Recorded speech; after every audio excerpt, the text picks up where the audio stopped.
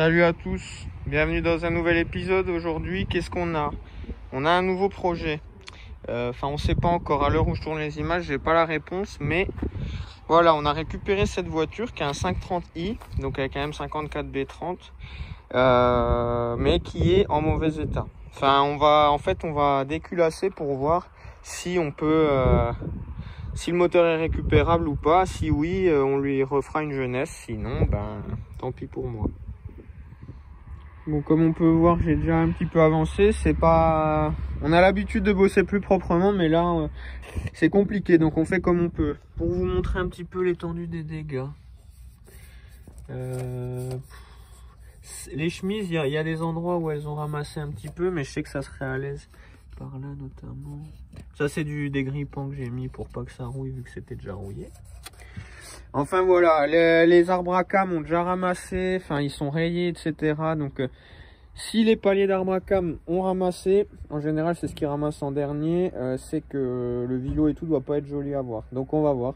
Mais je me dis, comme elle est là et qu'on a un peu de temps, autant se lancer. Et il fait beau, donc on en profite. Voilà, donc peut-être la naissance d'un nouveau projet E30 M54 B30, c'est l'idéal. Enfin c'est ce que j'aimerais en faire, hein. Une bonne prépa atmo. Ça peut être sympa pour le quotidien.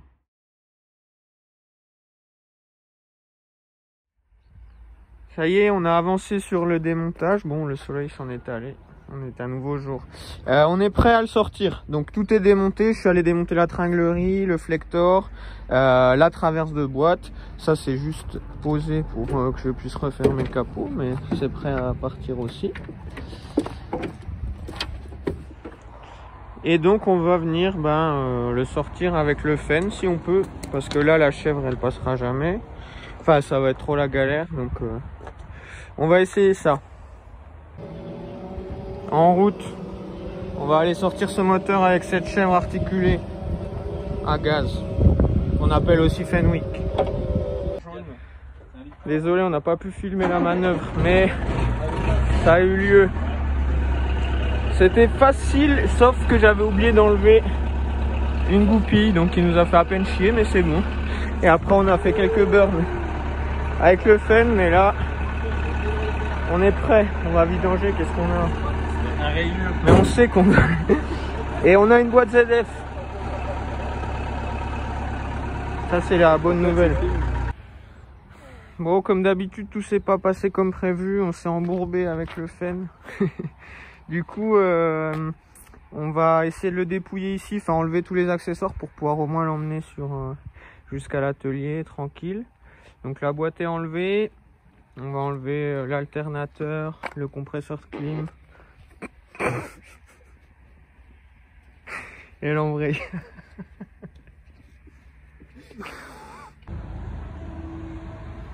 L'embrayage était bien fatigué.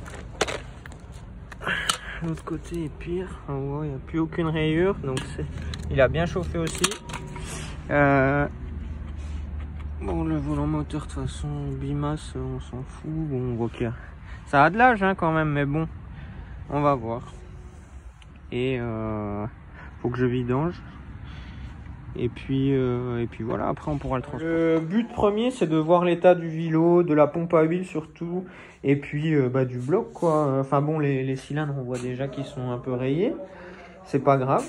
Et puis voilà, on va voir ce qui est récupérable ou pas, et pour quel budget on pourrait se refaire un petit bloc sympa quoi.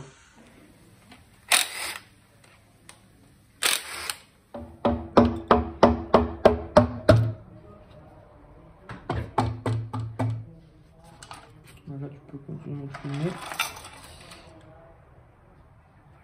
Qu'est-ce que nous avons? Un tendeur de distri qui tire la gueule. La rouille.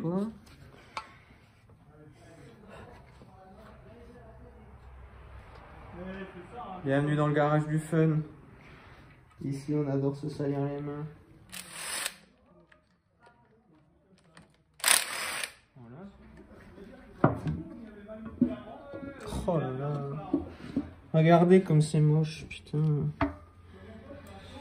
Faites vos vidanges en temps et en heure. On voit, il y a de toute façon, là, c'est bon, Halloween est passé, mais là, ce qu'on va découvrir est pas beau. Je le dis d'avance.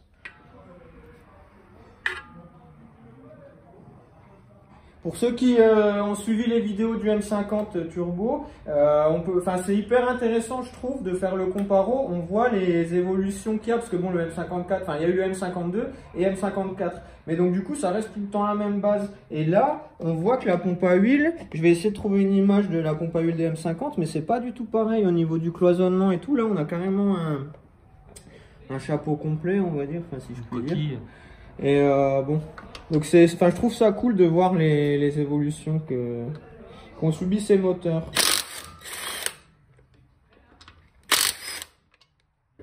Toujours un peu chiant, si j'ai pas encore enlevé l'écran. Voilà, là ça devrait partir.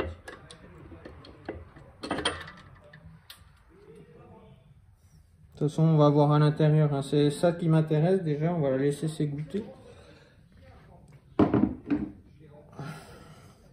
Et on va aller voir le vélo en attendant. Je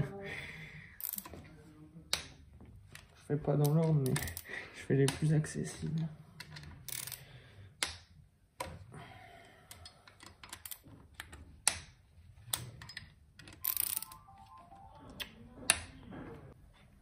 On va découvrir ensemble l'état de ces coussinets. Pronostic mauvais. Enfin, de toute façon, il n'y a pas de surprise, vous savez. Hein. Pas tant que ça. Hein. Ah bah, le coussinet est resté bien. Bah franchement, bah si, regardez. On voit que c'est rayé. Je vais... Hop. On voit que ça a été pollué et on le sent au toucher. Là, il y a des rayures. Je pense que le vélo est atteint. Enfin, de toute façon, on va les faire les 6 parce qu'il y en aura forcément... je pense que le vélo est mort, c'est sûr. S'il n'est pas mort, on aura... mais c'est pas possible, voilà. Ne vous faites pas de faux espoirs. Bon, comme prévu, c'est pas beau.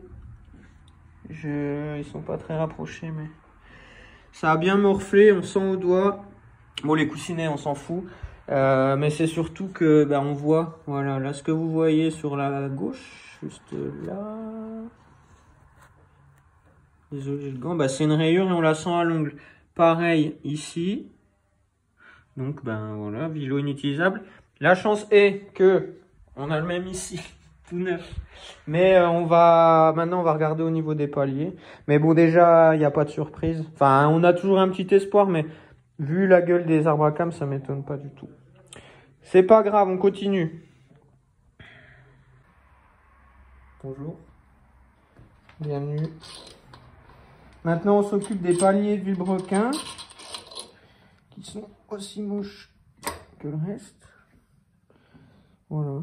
Et après, on peut avoir des coussinets marqués, et si vous avez de la chance, le vélo ne l'est pas. Bon, cette fois-ci, on n'a pas de chance, mais c'est pas grave. Donc voilà, là, hop, on sait que le vélo est mort, mais on va quand même regarder. On va l'enlever.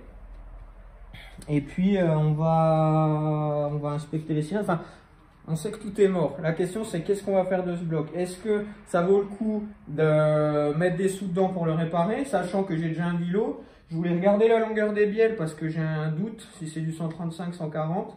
Parce que j'ai des bielles aussi. J'ai, si on regarde là, c'est ce qui était prévu pour mon B25, mais j'ai déjà des coussinets de renforcés ACL. Ça c'est rien. J'ai des bielles forgées. J'ai un vélo. Donc en fait, ce qu'il va falloir, la question qu'on va se poser, c'est est-ce que on investit dans celui-là ou dans l'autre B25? Enfin, dans la base de M50 B25 en fonte. Si je veux passer mon moteur moi en 3 litres, le moteur turbo, ou est-ce qu'on fait un 3 litres Atmo comme ça, enfin sympa. Bon alors, et ce sera forgé, donc c'est le monde à l'envers parce que mon turbo est en interne stock et celui-là sera en forgé. Mais on n'a pas le choix parce qu'on est obligé de réaliser. Après, il y a plein de possibilités. Et voilà, je vais vous dire pourquoi je doute. Il y en a plein à qui j'ai essayé de parler de ça, mais qui n'en ont pas entendu parler. Le problème de mettre des vélos de B30 dans des moteurs M50, c'est qu'on a des phénomènes de vibration qui peuvent aller jusqu'à desserrer les vis de bielle, etc. Et je vous fais pas de dessin. Il y a un coup pour une poulie sur mesure, enfin une poulie adaptée pour contrer les harmoniques, mais ça coûte une couille. Donc est-ce que, voilà, c'est là le dilemme. Donc je voulais déjà l'ouvrir pour être sûr, pour avoir l'état des lieux des dégâts. Et maintenant on va réfléchir, chiffrer, voir s'il n'y a pas un sponsor ou deux qui veut nous donner des pistons. Et puis voilà quoi. Je suis allé voir une E30 ce matin. Je ne sais pas si je vais l'acheter, mais il y en aura peut-être d'autres. Donc voilà, il y a plein de choses en suspens, mais au moins vous êtes dans la confidence, vous savez tout. Merci.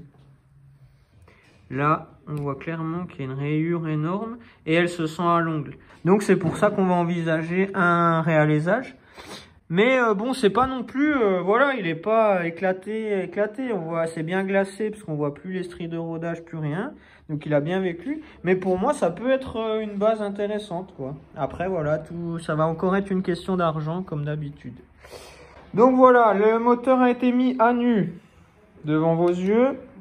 Je vous ai pas montré la culasse, mais je le ferai dans le prochain épisode quand je démonterai pour tout ce qui est soupape. Faut que je me trouve des arbres à cam aussi. Donc c'est pour ça. Enfin, on verra. J'en saurai peut-être plus. Dites-moi dans les commentaires si vous avez des idées de projet, si vous trouvez que c'est une bonne idée, qu'il vaut mieux que je fasse plutôt un B30 ou autre. Enfin, tout ce qui vous passe par la tête, n'hésitez pas. Tout n'est pas arrêté. Après un petit nettoyage, j'ai ouvert la pompe à huile.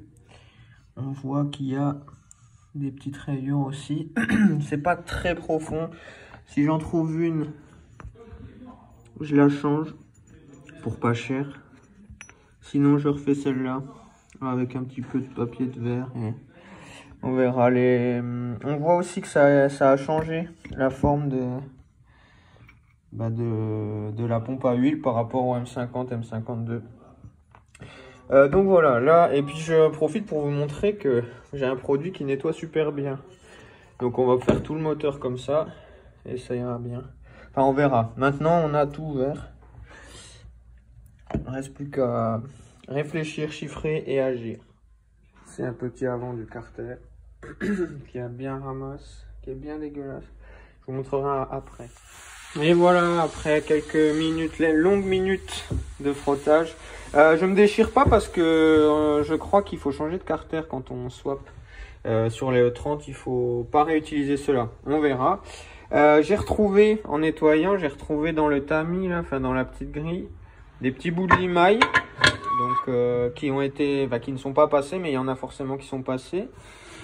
Mais voilà, c'était juste pour vous montrer l'efficacité de ce produit qui est fou. Et c'est un produit à fontaine. Pour ceux qui demandent, je vais vous montrer ce que c'est. Voilà, c'est ça. Donc avec ça, vous pouvez récupérer votre pièce et elles seront comme neuves. Je vous ai dit que je voulais comparer la longueur des bielles pour voir, je ne savais plus si c'était 135 ou 140.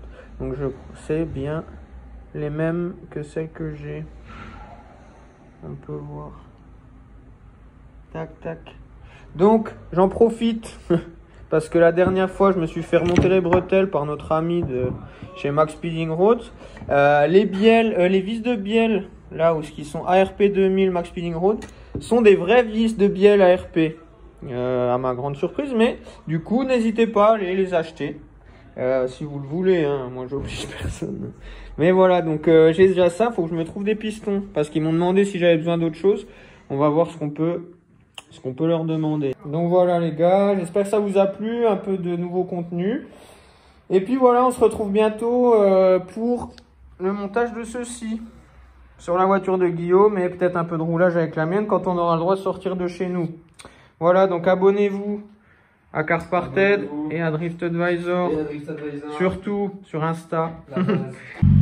Ouais les gars, avant de vous laisser, petit truc, il y a plusieurs personnes qui m'ont contacté parce qu'ils voulaient acheter des autocollants.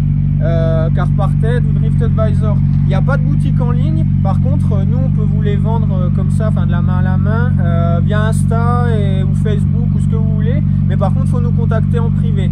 Je vous montre un petit peu les autocollants qu'on a encore pour ceux que ça intéresse. On a des comme ça, Drift Squared avec un petit Carparted. On a des Carparted. Il y en a d'autres qui vont arriver, mais pour l'instant on a que ces modèles. Et chez Drift Advisor, on a des petits stickers comme ceux-là. Ça, c'était notre collab Drift Advisor Carparted avec la petite vidéo GTA. Et il y a des longs comme ça qui, je vous laisse faire la traduction et vous pouvez voir ce que ça donne. On a attaqué un petit peu la déco de ma voiture sommairement. D'ailleurs, s'il y a des mecs qui sont chauds en graphique, en graphisme et qui ont du temps à perdre et qui veulent me proposer une déco parce que je suis en pleine réflexion et vous avez vu que la carrosserie c'est pas mon fort, n'hésitez pas à envoyer vos trucs. Je vous montre, on a fait un petit truc sur le capot grâce à ces magnifiques autocollants que vous pouvez acheter pour seulement 2 €. Regardez-moi cette beauté. Voilà, si vous voulez devenir un vrai drifter. Bon, alors après, voilà, hein, comme d'hab, on n'aime pas. Ceux qui aiment pas, moi je vous aime. Vous avez compris qu'on est plus là pour rigoler que pour faire une reine de beauté. Voilà les gars, donc sur ce, je vous laisse. On va vous faire quelques petites images en roulant parce que ça fait jamais de mal. Et puis voilà, à la prochaine. J'étais plein de bonne volonté, je vous assure qu'on voulait vous faire une petite axelle, mais ça y est, bon, c'est pas un problème, mais on a eu une petite frayeur, on croyait que le turbo était passé à travers. Et en fait, non, on a perdu ça. J'ai l'impression que mes raccords n'ont pas apprécié le bar, si on peut l'appeler comme ça. J'ai perdu un collier.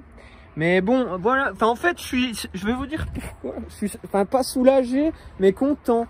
Parce que je roulais un petit peu et il n'y avait pas de problème. Enfin, pas de problème, on s'entend, mais je me disais, il va falloir quand même qu'il y ait quelque chose qui lâche un coup, tu vois. Je peux pas avoir tout bien fait. Enfin, pas tout bien fait, on n'est pas au premier essai, d'accord. Mais je me disais, putain, on roule, j'ai fait des kills, je le mets un peu dans la gueule et tout, et ça va bien. Et là, on a fait le baptême à Amaury et on a entendu mais une explosion, mais de ouf. Et en fait, c'est en pleine charge, ça s'est barré.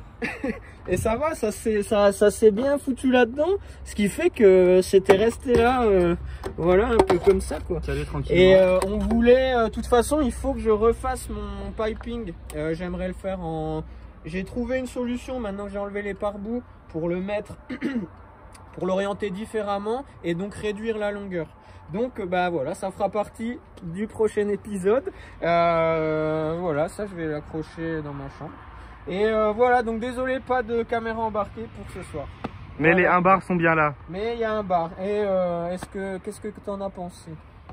On sent beaucoup plus la sensation de pousser qu'à 0,4, 0,5, etc. C'est très agréable. Il ne reste plus qu'à faire un petit setup châssis parce qu'on sent que ça travaille quand même pas mal dans les trains roulants. Exactement. Voilà les copains. Le fun revient. Et n'oubliez pas, pour ceux qui avaient peur qu'il n'y ait plus de mécanique sur cette chaîne, vous vous trompez.